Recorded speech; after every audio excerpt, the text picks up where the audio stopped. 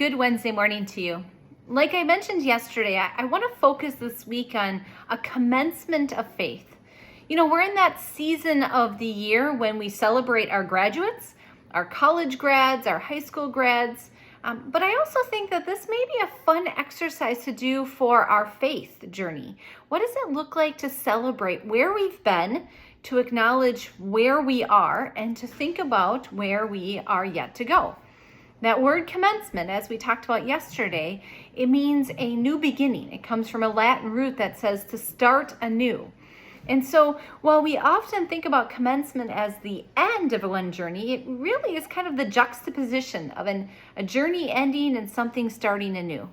Because as I like to think, God really never leaves us in one place for too long. God is always moving us and stirring us and helping us to grow. That may be physically, that may be emotionally, that may be spiritually, that may be in all three of those things. Today I want to focus on what the navigators call your current reality. If you are familiar with spiritual direction, this would be called your current assessment or your present assessment. It's that space of where you find yourself today. Have you ever given any thought to your current reality? What are the aspects of your life right now that are feeding your soul and nourishing your spirit? What are the aspects of life that feel draining, feel like they're consuming your energy? Sometimes even just writing it down can be an incredible exercise of putting on paper and assessing where you find yourself. What's helping you to grow and what's holding you stagnant? What are the areas that you see gaps? I think that that's a wonderful way of acknowledging what needs to be done for the future by recognizing where you are in the present. One of the books of the Bible that I think is beautiful in reflection is the book of Ecclesiastes. These are wisdom, this is a wisdom literature. And specifically in Ecclesiastes 3, we talk about a time for everything. And this is the classic birds song. There's a time for war and a time for peace, a time for mourning and a time for joy, a time for dancing, a time to be still. As you move through the book of Ecclesiastes, when you get to the 5th chapter, there's kind of this reverence. There's a humility in contentment. And I specifically love Ecclesiastes 5, verses 18 through 20. Let me read them for you.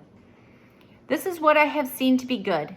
It is fitting to eat and drink and find enjoyment in all the toil with which one toils under the sun, the few days of the life God gives us. For this is our lot. Likewise, to whom God gives wealth and possessions, and whom he enables to enjoy them and to accept their lot and find enjoyment in their toil.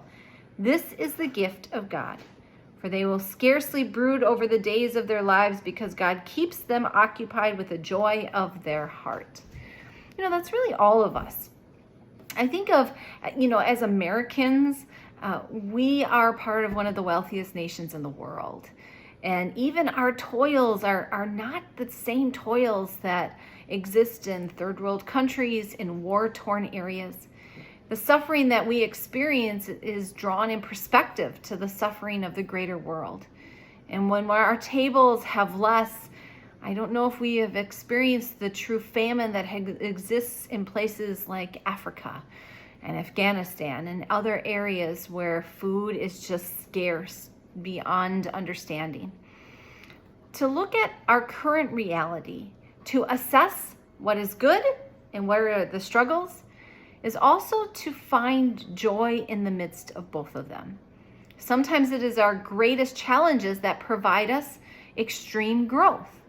And it is in the joys that we find contentment, we find humility, we find gratitude. Today, as you think about commencing your faith, I challenge you to look at what is your current reality. Where are the areas of your life that you really can see God at work? And what are those areas that you long to see the power of God at work, speaking into? Maybe that's where you focus your prayer life. That's where you focus your energy, are those areas that feel barren. Sometimes the language that we used right now during this time of planting and getting ready for all that is to come in farming or a planting or a gardening sense, sometimes the land is ripe and ready for planting. Sometimes we leave it fallow. We don't plant yet because it's not quite ready. And if we were to plant something in ground that is not ready to receive it, it wouldn't bear the good fruit. So maybe you use some of that horticulture language to help identify where you find yourself in your own spiritual life, in your own personal life, in the relationships you serve. Again, this could be a fun exercise. So I hope that as you think about how God is at work, I commend to you Ecclesiastes 5, not just those verses, but if you read the whole chapter, you can find some beautiful poetry that really reflects on the tension that exists between the abundance and the wanting. The reality that life is not always the way we desire it to be, and it's not always what we want in what God is doing. That does not negate that God is at work.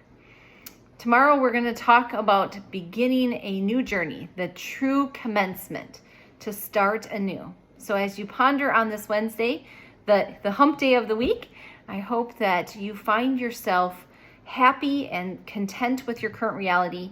And in those areas that need growth, I hope you name them.